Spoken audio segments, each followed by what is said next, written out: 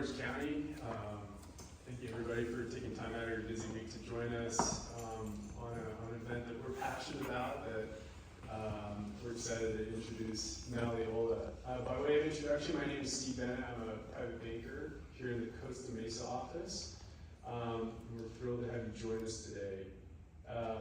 Last week I told my mother-in-law about this event. Her response was, you guys at banks, you guys don't do philanthropy. Your job is to just look at the stock market and grow assets, right? And as we know, in-laws tend to cultivate a level of patience in all of us, which brings up one of my favorite jokes is, what's the difference between in-laws and outlaws? Outlaws are wanted. Kidding aside, and truth be told, I do love my mother-in-law. She's super sweet and she keeps me honest. And she is right about us at Citi Private Bank. Much of our time is spent protecting and growing assets of our clients. And we have a wide array of products between investments and banking, including global markets, finding high-yielding banking products, deciding on a U.S. portfolio or a global portfolio, or a mix of both. Being tax aware, and sourcing private equity deals. So this does tend to be our day-to-day realm at the private bank.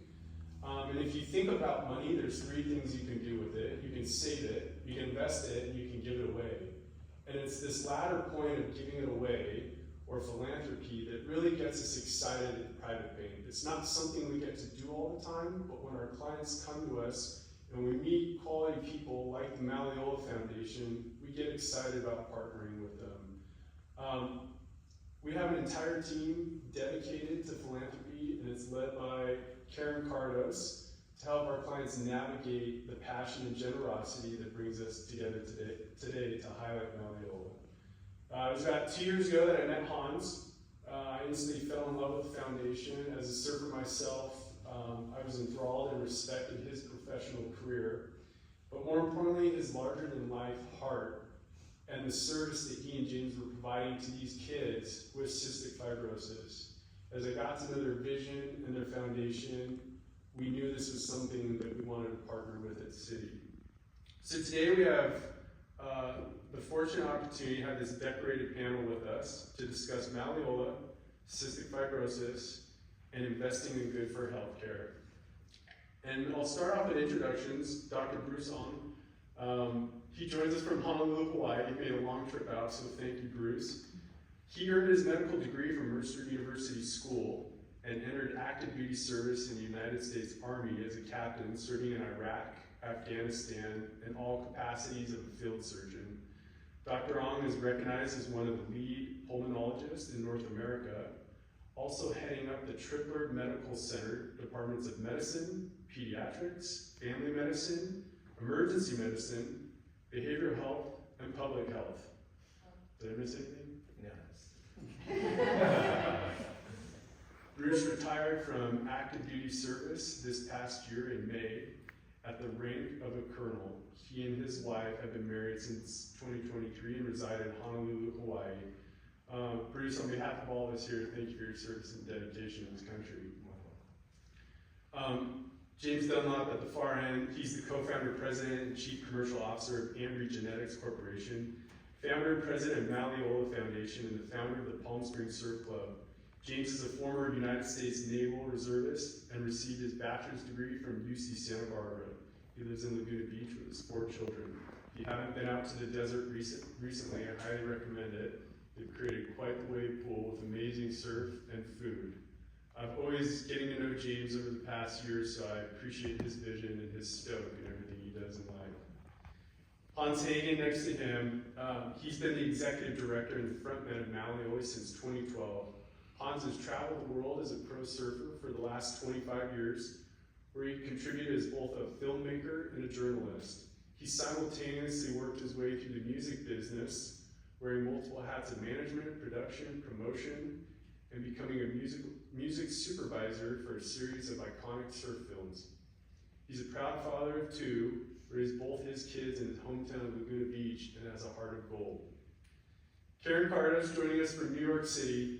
She's the head of our Philanthropic advisory at Citi Private Bank. Her entire career has been dedicated to advising families, foundations, and endowments on strategic development. She also serves as a finance counsel and a volunteer at her local parish. Thank you everyone for joining me. I'll turn the time over to Hans. Check, check. I don't need a microphone.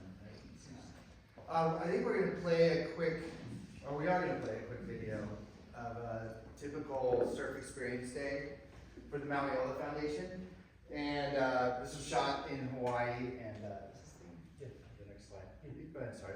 But this is just your classic surf day Mauli. So just get a feel for it.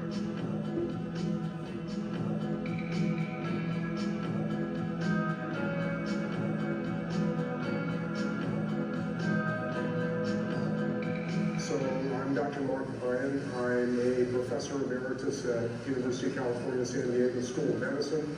I used to run the Cystic Fibrosis Center at that university. Cystic fibrosis is a disease that, among other things, makes mucus really, really thick.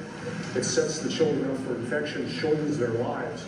And the main contributor to that is the chronic inflammation in their lungs because of the secretions that they can't get rid of. And I never thought, as a lifelong surfer, as surfing being something that I could actually use in my professional life. And as soon as I heard about what they were doing with taking kids with CF surfing, I immediately thought, well, why didn't I think of that? And when I asked the kids what they felt about that, it wasn't just the fun of the day. It was the idea of surfing as this thing that healthy people do, that athletes do, and that sick people don't do. And so when they're out there surfing, and when they know they can do that, they don't think of themselves as being sick.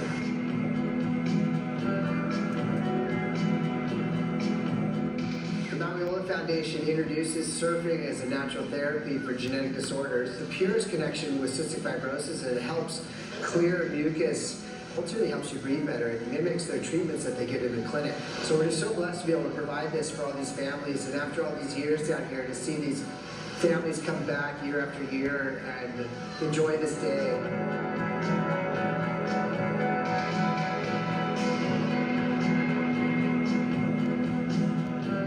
You know, the best thing about today is just looking at it, watching the kids catch waves and smile and laughing, and everyone's high-fiving each other. And it's a great day, and it helps the kids breathe better, and you know, it's nice to give back.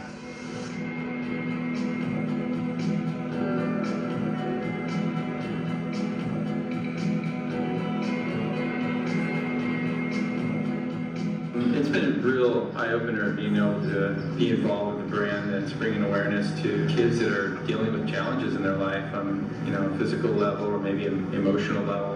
It's amazing because you just see the faces light up and how excited they are. You know, what you don't see is all the time that it's spent, you know, maybe dealing with their illness back at home. To be able to get out there in the ocean with them and experience and share that with them it's amazing. I almost feel like I should thank them for letting me be a part of their life.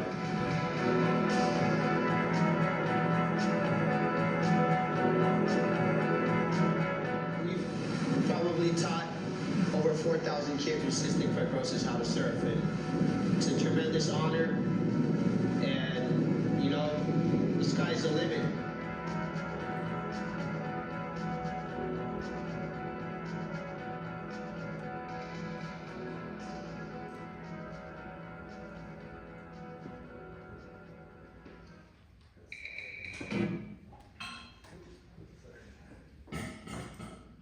Wonderful. Well, thank you all for joining us.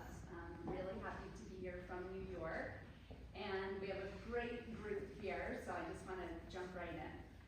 Dr. Owen, let me start with you. Thank you very much for your service.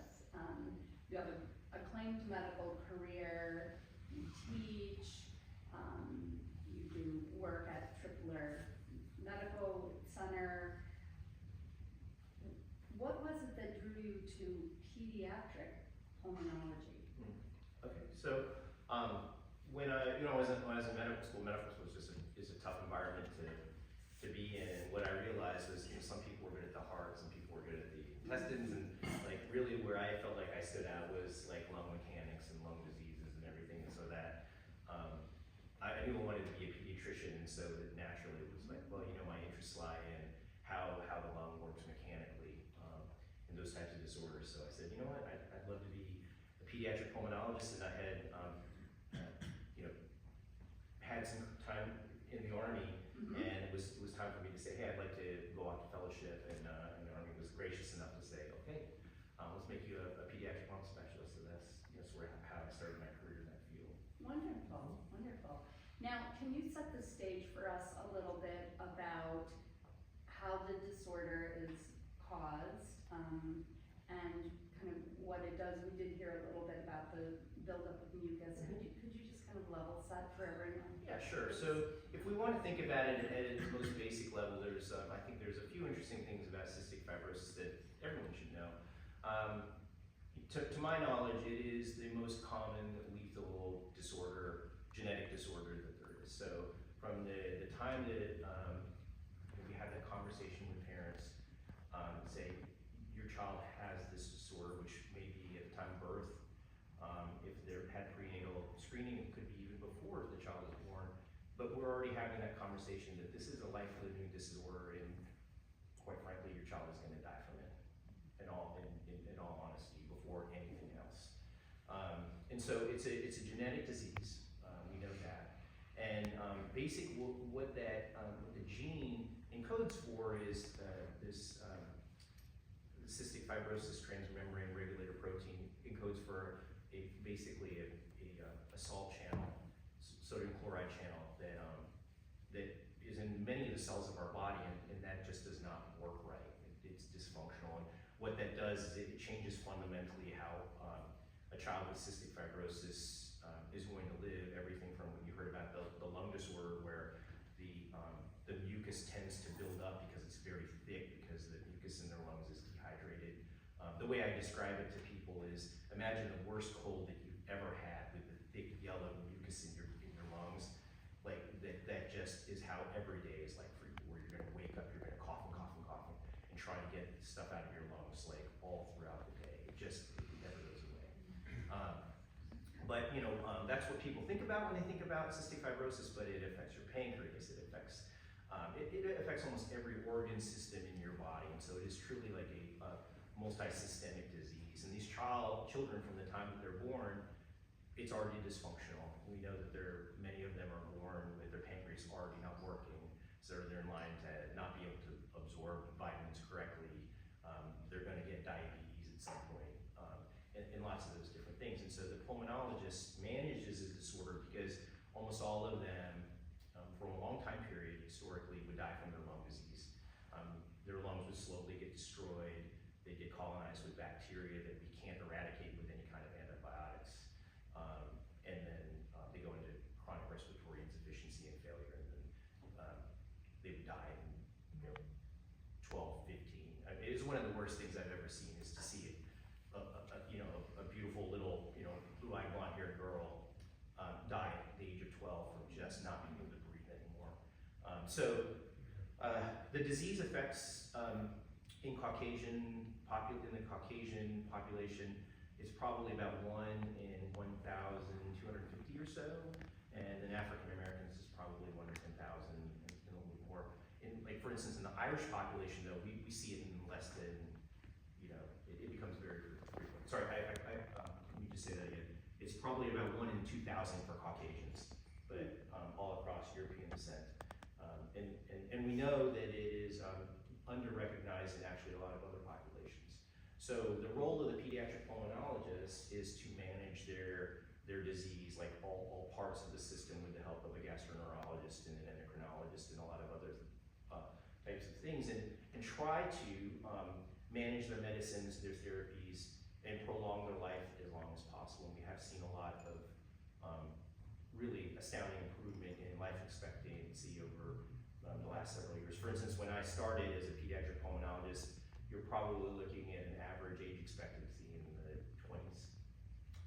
But with the way things have gone through my career, it has increased to 30, and for the first time ever, we've seen it get to 50 years of age, but it's still a life-limiting disease. And so, and where the surfing part comes into it is part of what we have learned is that the inhalation of a salty water solution, like what we call hypertonic saline, that salt can get deep down into their lungs, draw water into the lumen of the airways, and make that mucus, which is thick and tenacious, just a little bit more loose. And that difference allows those kids to be able to cough up all of that stuff that's deep down in there and expectorate it or swallow it. And that on a daily basis can restore their lung function. It can reduce the decline of the destruction of their lungs, and help them avoid bacterial, chronic bacterial infection and colonization of the lung. As you heard Dr. Pine say, they ultimately will be colonized with multiple types of bacteria that we can't get rid of, and so trying to stave that off or helping them cough up as much of that bacteria is essentially what we're trying to help them do. And there's several kinds of therapies that we offer, but for instance, in let's call it a cystic fibrosis pulmonary exacerbation, where their lungs are just so full of mucus that they can't breathe well, or maybe they need some oxygen. They're just not doing well. We admit them to the hospital for 2 or 3 weeks for antibiotics. One of the core therapies that we will do is give them hypertonic salty water solution inhalation therapy for 4 times every 4 hours, or 4 times a day, to help them restore, get all that stuff out, restore their lung function, and be able to send them home when they're feeling good again, where their lungs are doing better. So, and that's kind of like how the Mauli Foundation, the roots of it are establishing in very, very good science. So, if you've not heard the story before, do you mind if I tell them the story of the surgery? So, if those of you who are unfamiliar with cystic fibrosis, a long time ago, like 20 years ago or so, in maybe 2006 or 2007, there were some Australian surfers. They were out in the surf all the time, and they remarked to their pulmonologists that they felt better when they were surfing. And because of the way that the population is in Australia, it's of European descent, and that's what kind of cystic fibrosis, that gene has sort of traveled, and they're down there. So quite a lot of people with CF in Australia. Those very astute physicians were like, we need to actually look at this a little bit more. So they did actual studies, and they're grounded in very, very good basic science, that they determined that, okay, that it's a real thing. They do better. Their pulmonary exacerbations, things that lead them to come in the hospital, or the antibiotics that they need, are reduced per year compared to kids that people with CF weren't surfing. And then they looked at the science, and they realized that, there is a fundamental shift in the way the fluids are, because that chloride transporter in those airways doesn't work correctly. Having that salt in the airways draws that water across the membrane into the lumen, loosens up that mucus so that they could expectorate. And essentially what was happening is they were surfing, and they were loosening and all that stuff up and coughing it out, and that's why they actually felt better. So based on the science behind it, which was also verified by other academic institutions, part of the Cystic Fibrosis Foundation, which is by and large what drives our clinical guidelines, said, hey, this should be part of the treatment plan, this salty water treatment. And so we would prescribe it for these families to do at home. So they would nebulize it, a minimum of 2 times a day, to essentially get a surf-like experience, like in their house. They just put the nebulizer on and just inhale all of this stuff. And so, and that's kind of where Mauli, sort of came about, is they recognized that not only would taking kids surfing be able to help them, breathe better, but there are actually a lot of other really tangible benefits that go beyond just the lung part. And I'm happy to talk about that stuff later if we have time, but I'll leave it at that unless that's... No, I think that's good, because that's good background for people that aren't as familiar with the disease. And James, you come at this from a genetics perspective, not sort of from a medical perspective. And so can you talk a little bit about the founding of Ambry Genetics? Yeah, sure. Well, Ambry was really my brother's idea. He was a scientist. I was everything else but the science. He was kind of in the lab, and I was doing everything else from billing to client services and so forth. But we started learning everything we could about CF, and being a lifelong surfer, we started, just a little bit more of Dr. Ong was explaining about in Australia, but there was this journal, New England Journal of Medicine article that kind of put those two things together of the disease and our passion of surfing. And so all through Ambry we were surfing and working with cystic fibrosis, so it came together just like that. So that's basically how it all founded up. And so you're in the genetics field, you see this article in the New England Journal of Medicine, sort of put two and two together, but what sort of led to establishing Mauli, right? There could have been a myriad of ways, I suppose, of what the next step would be. Why that? Well, I mean, there's a couple of different reasons why, but we would bring in, I was working in a part of Ambry called the sessioning at the time, and so I would also be doing client services where nurses would be calling, trying to ask where, these samples were going on in the lab. And I noticed some of the technicians in there were kind of taking their time, so I wanted to put a kind of a face on, to the technicians in there, and also to the CF patient that we knew, Emily, going, hey, these are the guys that are working on this, trying to diagnose this disease and trying to help, with the outcomes of CF. So brought her on in there. Turned out she served. It was all a coincidence with the timing of the articles and stuff like this, and tried to put a face on that. And it just occurred to us, going, she took one serve. The article was out there. The whole thing came together. Like, hey, we got to start a foundation to get these kids surfing. So it was one point. It was just all coincidence, really. All came together. That's beautiful. What does Maliolo, what does it mean? It means breath of life in Hawaiian. So we actually went to Hawaii. My father goes, it's like, hey, what does that, surfing mean to you? And I go, well, Hawaii, it all starts and ends in Hawaii for me, and so he's like, I suggest you go to Hawaii, ask these Hawaiians for their help and permission, really, to, for a bunch of kids from Laguna Beach to come up with Hawaiian names. So I went over there, and we went with a guy named Tom Stone, and he's like a kahuna, and he asked us what we did. We told him, and he goes, hey, you're Mauli, breath of life. So that's what we came to the name. Wow. That is cool. I love that. I love that story.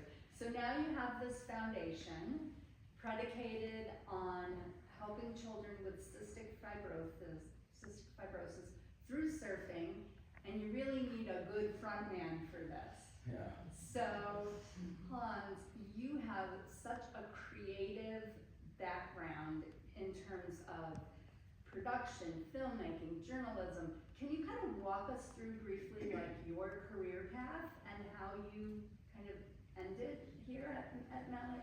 Not ended your career, but how you ended up as front man. Yeah, everything in chapters, right? Yeah. Yeah, we all have a lot of chapters to our books. Surfing took over everything. Team sports, everything kind of fell to the side. And I dreamt of being a pro surfer starting by the time I was, a freshman in high school. I kind of knew that was the path I'm gonna go. By hook or by crook, I'm gonna do it. And I was in a great window of time to explore the world, and when we had our publications and our movies coming out, and a really great group of peers who inspired me to keep the path, and everything seemed possible. I look back at now my older life, I'm like, I'm just going crazy, but it worked out. But what I had to do in my career is diversify, because I wasn't just like a super top paid salaried surfer. So I started using my more creative brain and working as a journalist, and then working we need a producer for the surf film, which led me to doing music supervision, which also led me to helping with marketing and doing events and all that kind of stuff that came along with it. So I was able to put that creative cap on while I got to experience surfing at a high level. So yeah, walking me into Maui, I was like, when James offered me the gig, I was like, man, this all fits in my wheelhouse. I can produce a concert from the ground up. I could do a sponsorship package contract. I know the lingo, I know the language, and I know all the athletes. So that's a huge part of our program, is bringing in top tier athletes and managing their expectations and getting them out of the road to service a greater good. So. And let's talk about that a little bit, because it's not just about the surfing, right? Like, I know that you do work in hospitals, you visit patients. Can you speak a little bit about that impact as well? Yeah, I mean, we've always made a point to work with people that people recognize, and from Jason Momoa to Taylor Hawkins to a list. We've had 14 world champions volunteer their time with us, and that outreach and that connection with the children's hospitals has been a huge part of it. That's how we build our trust. That's how I get to know Dr. Ong, is I visited Tripler Medical Center, and you show up and you physically go bedside and meet these kids, and you bring these iconic people around to spend that time and carve out that time, and then you start the network with the pulmonologists and the different caregivers to recommend these children to our program and get the faith of the family. So it all kind of started like that. Yeah. And James, from your perspective, when you sort of were able to marry your passion for surfing with helping people with cystic fibrosis, did you ever, like when you started the foundation, what was your original vision? How did you sort of see that this was going to play out? There wasn't really this master plan. It was just some good intentions, wanting to help some kids out with stuff that we love, and it was really just from pure good intentions. It's like, there was no master plan at all. And then it started forming together, like we had our first event started because a guy named Jamie O'Brien, who was a pipeline master, was staying in my house with his dad, and we had 6 kids up in Newport Beach, and so we brought them on up there, and it was our very first event. It wasn't even a Mauli event. It was we were just taking some kids surfing with CF, and all of a sudden the press showed up because Jamie was there, and next thing you know, Surfline did an article on it, and it was like all of a sudden phone calls from all over the place, Texas, Florida, hey, Hawaii, can you guys do one of those here? Like, that's really like, hey, we need to start a foundation and spread this stuff all over the country. And that's really how it started. And so now, where can you talk a little bit about the route, right? It's not just in California, right?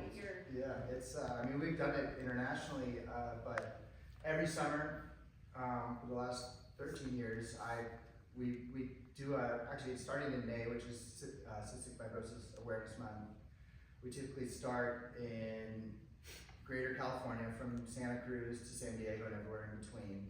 So 5 weeks we're on in California, and then come summertime, usually right when the kids get out of school, like early July, we end up going to New York, and then we hit New York, down to New Jersey, down to Virginia.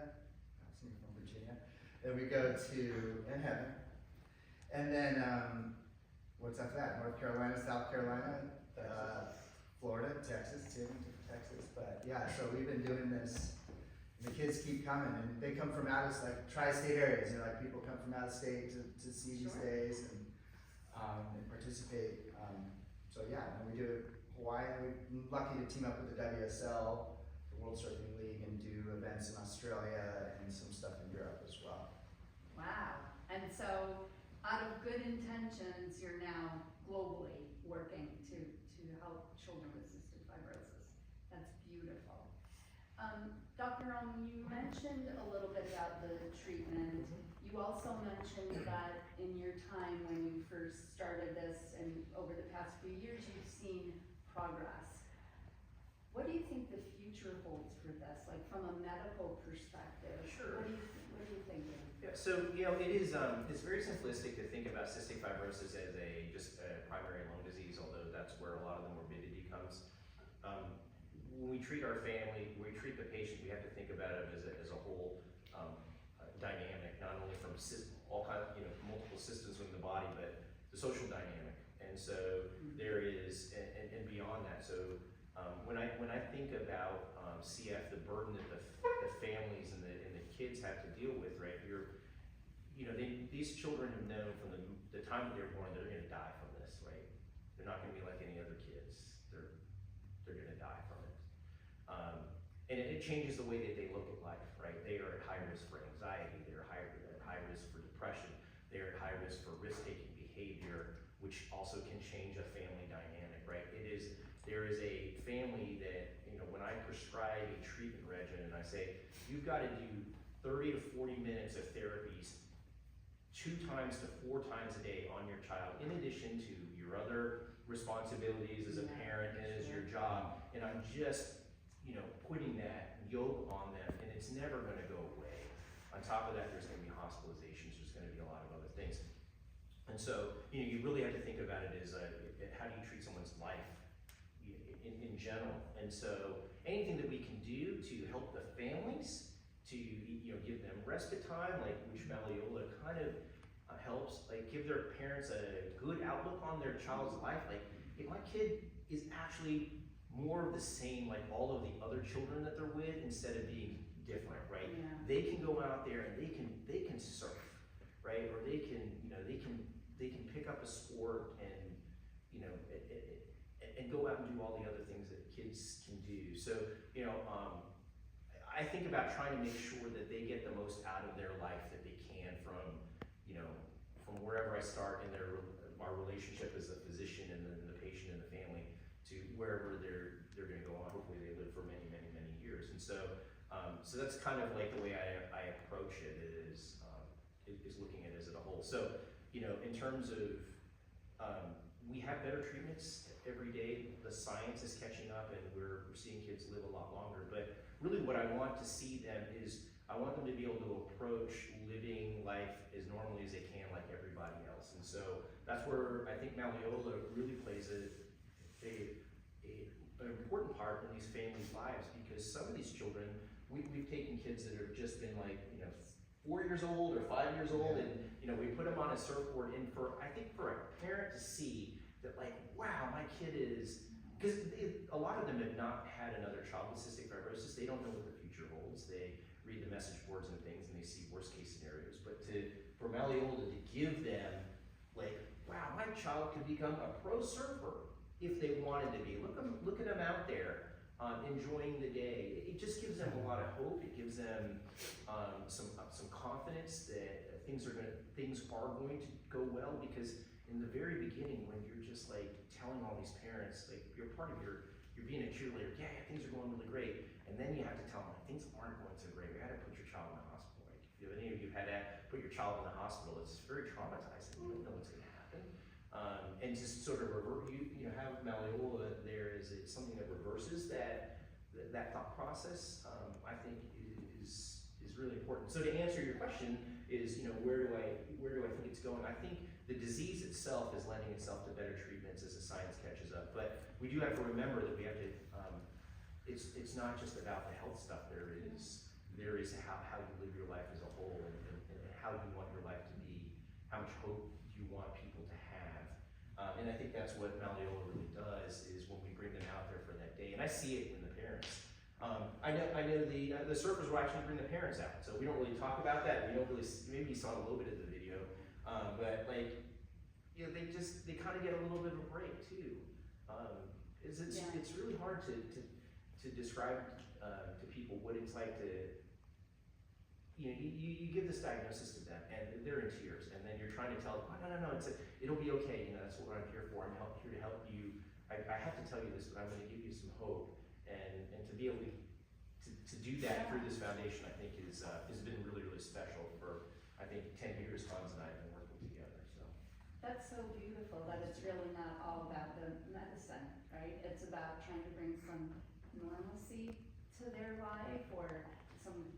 way to really make their kids feel engaged, like, I could be a pro surfer, right? That's beautiful. And I will say that my patients are all military, right? My career as a pediatric pulmonologist span. So not only do they have to deal with global conflict deployment, one of us is going to disappear for 12 months at a time. And now I've got a chronically ill child. We move every 2 or 3 years. The military life also puts a different kind of stress on the family, and that's where this becomes even more important because they get something very, very special that not a lot of other people get, right? It changes, it can change how they look at how things are going. Wow.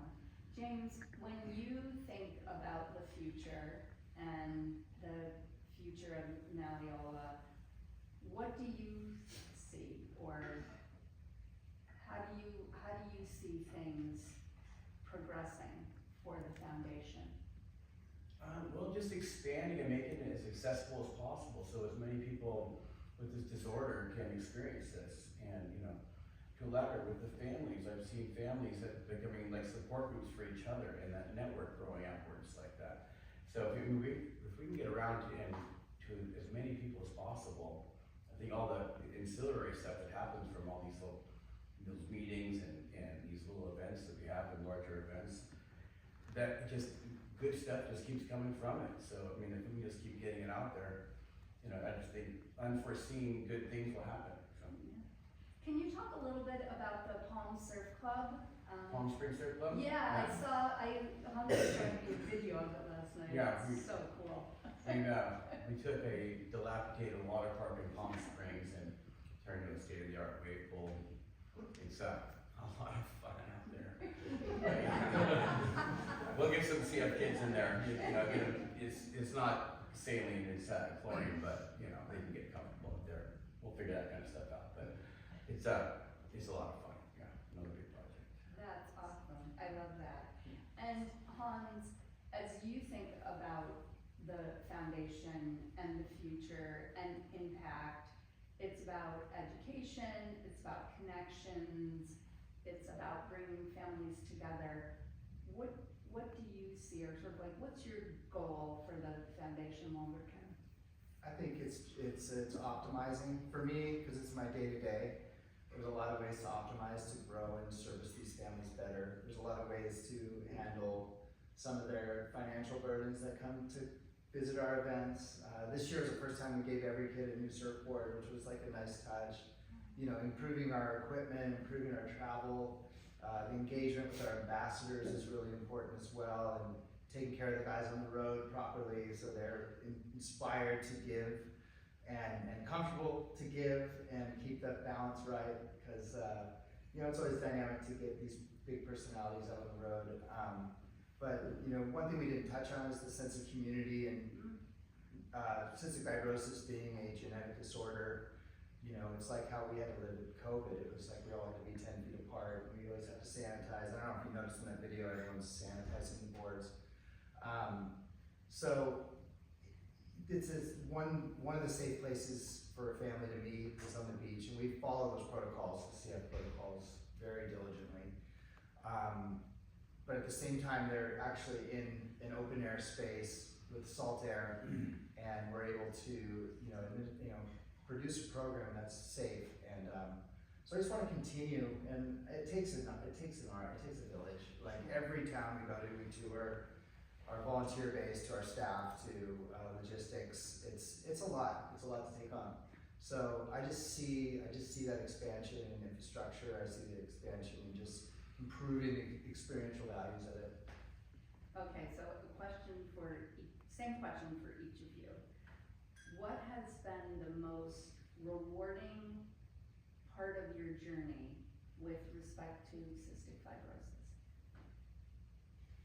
Oh, well, for me, I'm just blown away to see the progress we've made in the last 15 years or so, and how many families have been affected in positive ways. I still get phone calls from, parents in Texas or New Jersey, and there's this kid Jacob who's starting his own little thing now. This is sprouting out, about living, life with CF, and serving as being a platform of that, and just watching all of this, like, I guess, organic growth from this, this little mission we went on, as this really sprouted up, and there's so much good stuff that could never be planned out or foreseen. It's just, it's sprouted up, and that's really rewarding to see all that creative and positive energy out there. Yeah, I think a lot of it is the educational part and spreading the word, and telling those human interest stories of the plight of living with cystic fibrosis, and understanding the pure connection to surfing and that it's science-backed. It's very few things. There's a lot of surf programs out there for PTSD or for autism, and they help. It's a spirit, surfing is a spiritual activity. You go into the water, you clear your head. It's a very aspirational thing to do, and the families, the connection I've had over the years with these families, and it's one of those things that hangs really high on the to-do list in life, and just to see that impact in the span of anyone's life keeps me coming back. So I just want to continue to perpetuate and grow it. So for me, in general, being a physician is rewarding. I think, but within taking care of my cystic fibrosis patients, there is a longevity in a relationship that that you establish with these families from the time that you get called to the neonatal ICU and you see this thing. I think this person has this infant has cystic fibrosis. I'm going to order the test and it's positive. And I have to sit down and have this. That's the last thing you're thinking about when you have a child, is that a doctor is going to sit down with you and label your child as having a genetic disorder that is not going to go away. But establishing that relationship, and you know that they're going to take it very, very poorly, but you also have the ability to bring them out of that, bring them a message of hope and go, I've got you, I've got your child, we're going to do the very best we can, everything that you need, comprehensive care-wise, that the military can offer, and they do very, very well by cystic fibrosis patients. Get it all on board, I'm going to get your child well, and we're going to make all of this happen. To be able to do that and then actually see that, and then like a year later, they've got a happy, healthy one-year-old, infant, and it's doing amazing, and you want to say, yeah, see, I told you we're doing good, we're doing well, and to carry that relationship out over years and years and years. And now my patients are in high school, or they're going to college, and they're big and chunky and healthy looking, and they're not emaciated and look terrible. They look like no one would ever know. And to have them, their parents still reach out to me, on social media, where they all want to connect with me and to tell me how well they're doing, and just to know that's actually been I think probably the most rewarding part of it, and something that I will remember, because no one can, you want to look back and go, yeah, I told you everything was going to be okay, but you can't, right? At the time, it's the scariest thing for a parent to get that information with, and you got to say, okay, our appointment's done, go get in your car and drive home and sit with this. I get to just see the next patient. They're sitting at home thinking about the nursery they created, and now our life is fundamentally going to change as a family, forever.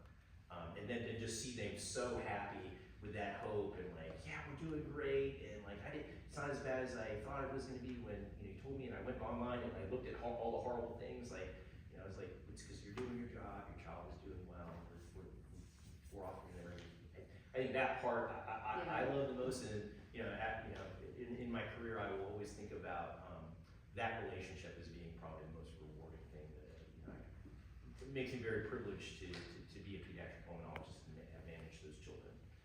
I think those families are lucky to have you. That's beautiful. Before I open it up for Q&A, James, if you had one takeaway that you say, okay, I have friends and others in the room, one thing that I just want to let them know, what would it be? Well, that something as cool as surfing could help a fatal genetic disorder. I think that people would think that was too hard to couldn't comprehend that, and Right. It's true. It's got scientific backing, and it's got the proof behind it, and I believe it makes these kids feel cool, the families together, and just to go for ideas that sound crazy, if you got a passion for it, go for it, because because the craziest things can happen from things like that. So. That is just, to me, is one of the most beautiful things, how you married your passion for surfing to be able to help children with cystic fibrosis. I think that's beautiful, and as you said, probably a little bit serendipitous that it all kind of came together the way that it did. There was a bunch of crazy things that came together to make it happen. So take a risk. You take a risk. Follow your follow passion. your passion. Go for it. And see where it leads. Okay? Hans.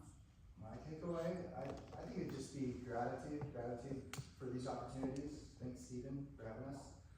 And that we can offer a holistic approach to medicine. That's something that I was passionate about, continue to be passionate about, can actually be a natural treatment.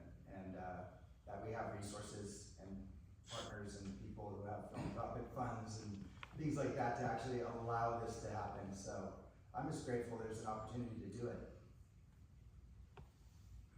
I think for me, Mauli is just such a unique opportunity. I was talking to, before we all got together here, just outside, I was telling people, you know, when we think about children with all kinds of disorders or chronic disease, right?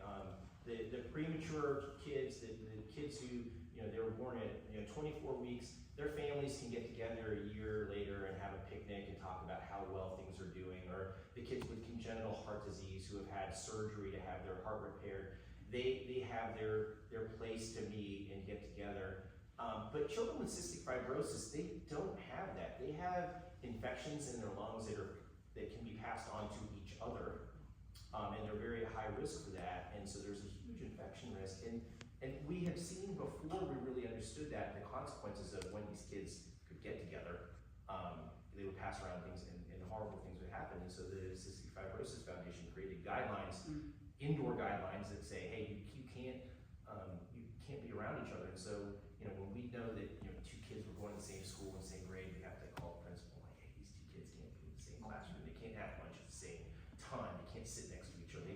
You have to separate them because the passing of one chronic bacteria to another can drastically influence their outcome. So when we talk about malleola, it's outdoors. The guidelines from the foundation say that, you know, kids just need to be 6 feet apart from each other and they can be outside. And to my knowledge, this is the only thing that our kids have in terms of even being able to come close to socializing with each other. Like, we even have to separate them in the waiting room. They can't be in the same waiting room. And so for families to see that other people are dealing with this, you know, face to face, and see like these older kids doing well and being able to surf, it's a very unique experience. And so, you know, I'm very committed to helping with malleola because I know that I know what it's like to see parents and children day after day in the hospital, like, no, we can't send you home this week. Maybe it'll be next week. No, you're not doing well. It's going to be another week. That's 3 weeks sitting in a hospital bed, you know, by yourself, not being able to go to school and all these other things. And to have an opportunity somewhere to be able to, you know, get together with other people, it's just an amazing thing. So that's kind of like, that's, you know, what makes me feel really good about being involved. Beautiful. Let me open it up. Questions, comments, thoughts? Yeah. Hans, early on you made a comment about sort of building the trust of the partners that you work with, and think about, well, on the one hand, it's easy, great, show up, you know, make kids happy. You think about other professional athletes, you know, football players going to hospitals, but given the unique aspect of this disease, and the inability of people to be close to one another, I mean, I can't imagine it's easy building that trust, and now you're going across the country, all these different places. I mean, can you talk a little bit more about that? Because it doesn't sound like it's as easy as it sounds, if you know what I mean, to like just show up and help a bunch of kids out. Yeah, it's really interesting to be like this germophobic surfing group. You know, it's like we're like the last people you think would be like that. But when we're there, I have to educate every single new person who volunteers. Obviously, the people, and that's one I take a lot of pride in. That is hearing other athletes talk about the disease and being educated, and they're like, whoa, you just said the terms, you said them perfectly.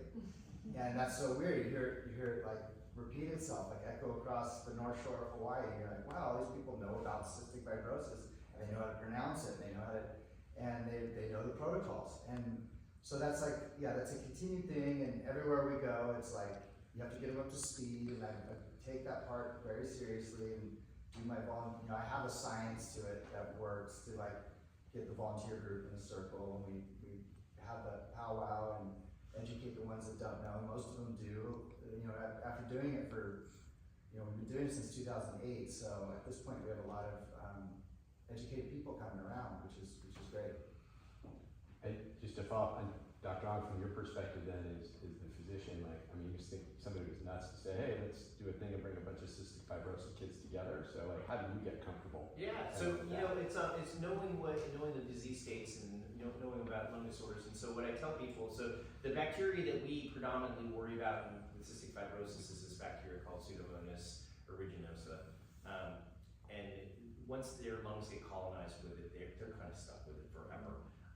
But it is only a problem of people who have this particular disorder by and large. Like I tell people, when you turn on the shower, 50 billion colony-forming units of Pseudomonas come flying out of your shower, but you don't get infection because you don't have this disorder, right? And so, if there were other people who had other chronic lung diseases, that would probably be, or an immunodeficiency of some other sort, that would be the only other contraindication, but that's extraordinarily rare. And so, knowing that and following the Foundation's guidelines, which are well established and are established in epidemiologic studies and so forth, that we're following the Cystic Fibrosis Foundation guidelines that everyone follows when we run the events. And it's nice, Hans gave me at the time as a medical director, the CF center director, we take a time out. We talk about like, hey, we're gonna go over the Foundation's guidelines for being outside around other cystic fibrosis patients.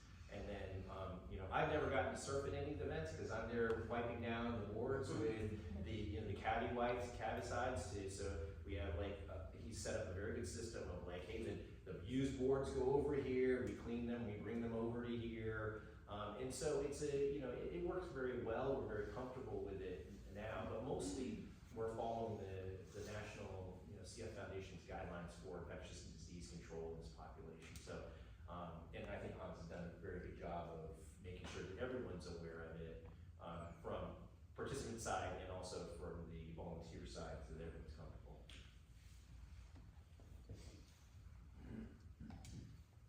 Are there medications being worked on or devices, anything to keep prolonging the lives of these kids? It's a great question. So in the last, I would say, let's see, maybe 6 or almost 7 years, there have been new classes of drugs that have come out, and we are seeing that kids are doing better on what's called modulator therapy. And it's a medicine they have to take twice a day.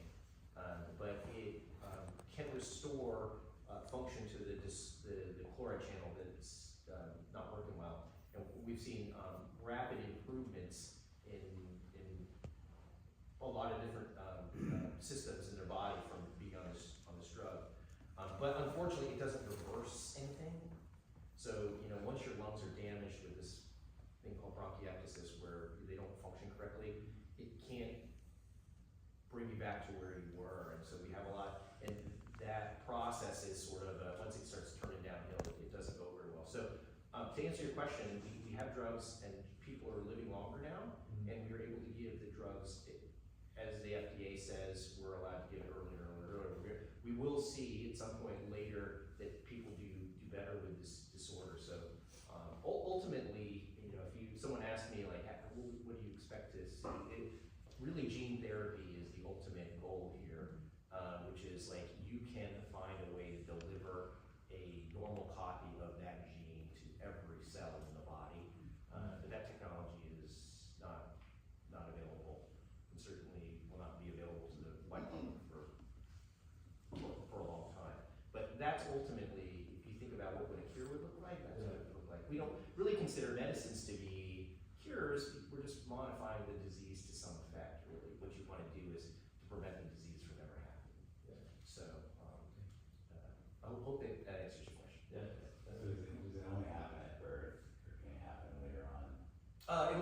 birth. So, you know, when you're born, you know, your genome, the way that your parents, you know, all the genetic stuff gets all mixed together. And if you have 2 copies of a dysfunctional CFTR, the gene, you're gonna have the disease.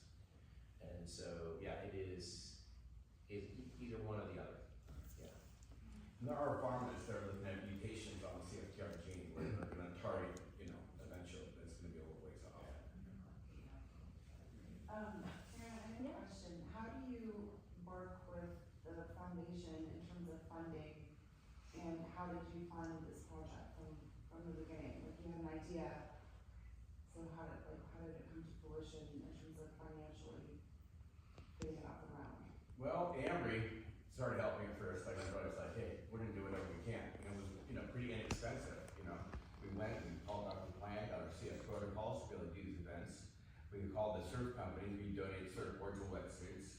I mean, it was just like, you know, call our friends up, come down and help. It was very organic for us to do that. Then as it started getting crazier and crazier, you know, we were like, hey, let's have some fundraising events, like, you know, down in the community, the center, let's have a band, let's get our friends to come play music and sell some tickets, and we'll use that money to have, you know, get the permits for the next one, or, you know, gas money to get to the next one. And it basically just started growing, and started going, wow, now people want us to go to New York and everywhere else. It's like, okay, you know, as it grew, and so. Yeah. Did that answer your question, Allison, or you? Well, I'm just like, how are you guys connected in terms of, like, are they now a client and you help them fund this endeavor, their endeavors, and, or how does that work? So, I think, Stephen, you might wanna take the piece of the client piece, but I think, in terms of my role, it's really when we have clients or we have people that we know that are doing really good work in certain spaces, then we try to put together, you know, like an event like this, so we can showcase, here's what this organization does. We wanna, education is, to your point, Hans, is really important, right? And so I think from the private bank's perspective, it's really helping to bring together a community of people that are either interested in the space, interested in philanthropy, hearing about one person's journey of how, you know, he was able to meld together and marry that passion for surfing with helping all these children, how organically it's grown. I think that can be really helpful for other people to hear that story when they're thinking about their own passions and their own sort of ability to give back. But yeah. Yeah, I think that's right. And then if you think about us as, you know, private bankers, we're trying to bring solutions to our clients across everything. And this is just another tool in our belt to, when we come across a client with a charity, with a foundation, or a DAF, a donor advised fund, where they want to get more involved in the medical segment, or they want to look at something specific like CF, or we meet someone local, say at Hoag Hospital, that has, you know, that's savvy to give to CF, we're able to connect those dots. Just as we give an investment solution, we want to make sure we give our clients philanthropic solutions too. And Karen's main role is obviously doing that in a very tax-aware structure and taking in mind the client's overall exposure in all their businesses. So we look at taxes, we want to create the network, and then obviously connect the right people. Is there another question? Hans, I just want to say that with the kids you get, is it repeated? I remember when I was in Texas, there was a girl you said, oh, she's been coming here for years and years. Like, is it how fulfilling is it to see a kid at a really young age and then they make it to their teen years and they're coming to your events every time? Yeah, it's a lot of a reunion. I mean, a lot of times. Reunion, right? Yeah, a lot of kids surfing the nights to see them come back in their late 20s and they just want to hang out and get a t-shirt, and you know, they might be on to something totally else in their life. Or their parents show up, oh, he's off in college, but I'm showing up because these are those years that I remember. But yeah, a lot of it, I would say 70% repeat, 30% new. So it goes rewarding that way, like seeing the growth. Yeah, oh yeah, just like Dr. Ram said, it's like you become a member of the family. Right. And you know, me being in my position for 12 years, you're there in their lifespan. You know, like you see them grow up. You know, so it's just another resource in their community. It sounds about right. It's fairly common, and you know, we have prenatal testing for this particular genetic disorder, so that may influence it a little bit. But yeah, it's pretty stable. Does it seem to be getting more year after year, or is it declining, the disease? I think, at least, you know, to my knowledge, I think in the United States, for instance, I think we've seen it decline just slightly, but stabilize. And like I said, that I think has to do with prenatal testing a little bit.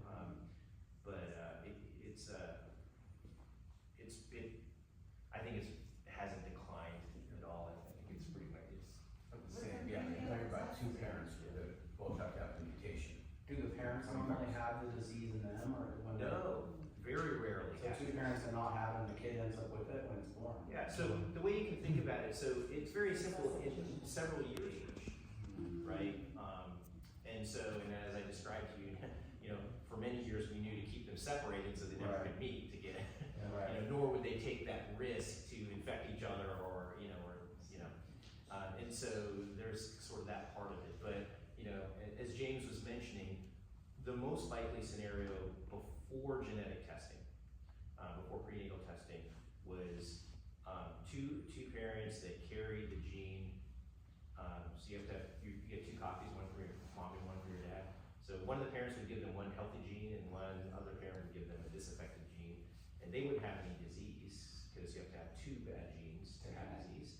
And then they would get married to another person with that same combination, and then they had a quarter chance of having a child who had two bad copies, and that's the child who's affected, who has the disorder. So yeah, that's part of the reason why it is so common, is because they have unaffected people with, so many people that are unaffected with one copy of each. So why you need genetic testing is a lot of damage to the lungs for prenatal level was happening in the first 6 months, and no one could tell if they had CF or not, so the damage being done in 6 months, that could have been prevented, or the healthcare could have been, it could have helped. So, it just. Is it prenatal testing new, or No, it's been around for, well, it depends on, so if we talk about, states have had it for, that's a kind of a different topic of what states choose to have what prenatal testing in their panels. But, it's only been in the last maybe, say, 10 to 12 years that all 50 states have included cystic fibrosis in their prenatal screening panel. There have been other ones, and in the way that James might be able to speak more to this to me, but the prenatal testing really only covers a little bit over 90%, because they're looking for the most common mutations, but there are always going to be rare mutations in that last 5% or so that the prenatal screening doesn't pick up. And so those are kind of the surprise ones that we see clinically. Like the parents like, hey, we had the testing, and my testing was positive, but we had my husband tested and he was negative, so there's no possible way we could have you, but you have to counsel them. Well, there's that last 5% that we don't test for, and it's a rare mutation that pops up in the father, for instance, that the child goes on to have the disorder from that. A lot of families don't play the statistic games either. There's a lot of just love stories or whatever that there's, they have multiple kids and they're willing to roll the dice. I mean, one gets diagnosed, the other doesn't, then the third does, and we'll see that a lot. Like it skips a sibling and they're still having kids, they're both, 25%. Yeah, we've seen families with 4 cystic fibrosis kids, 4 children with CF, and they knew that after having the first child, they knew that the risk of having another one is very, very high.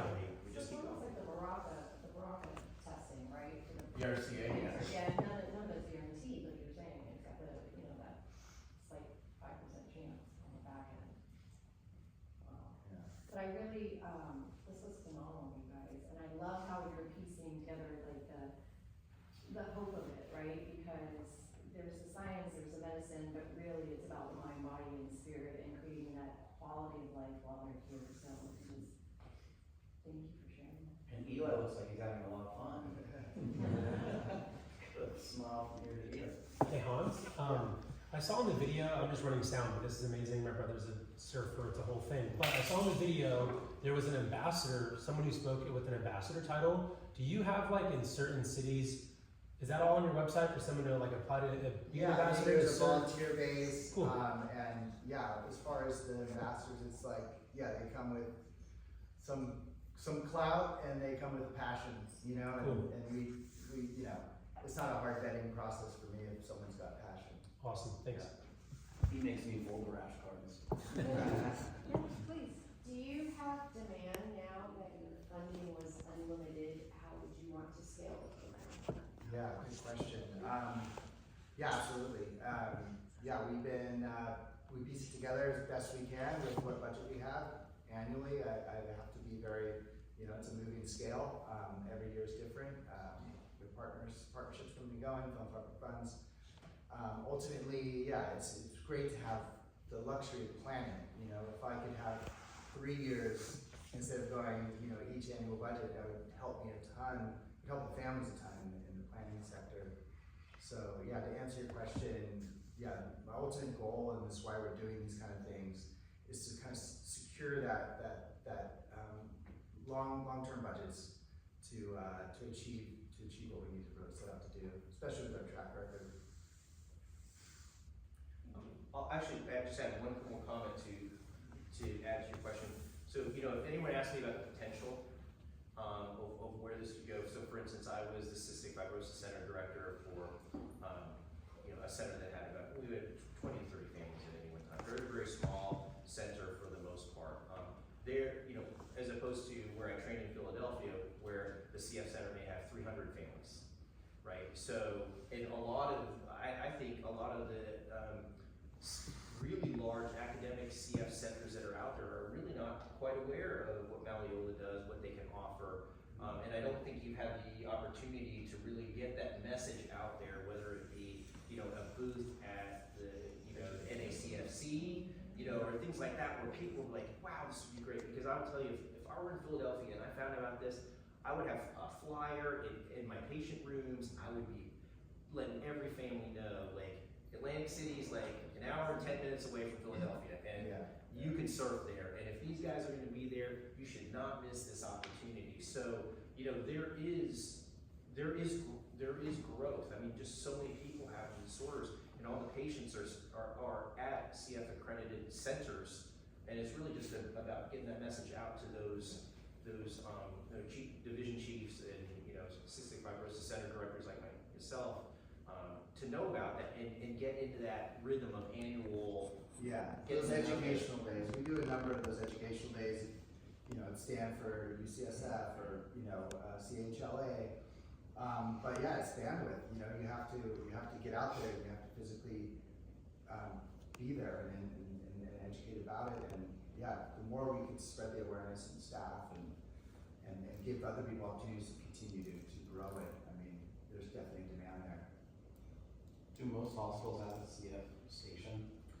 No. So you're only going to see a Cystic Fibrosis Foundation accredited CF center really at the biggest academic institutions. They do have satellite centers that have a different criteria that need to be met, but it's really hard for a smaller hospital to have pediatric subspecialty is a relatively small, rare community, and there for a while there were several states that didn't have a pediatric pulmonologist at all. I will tell you that for a long period of time, myself and one other pulmonologist in Hawaii, we were the only 2 pediatric pulmonologists for the whole state, and so we're relatively rare.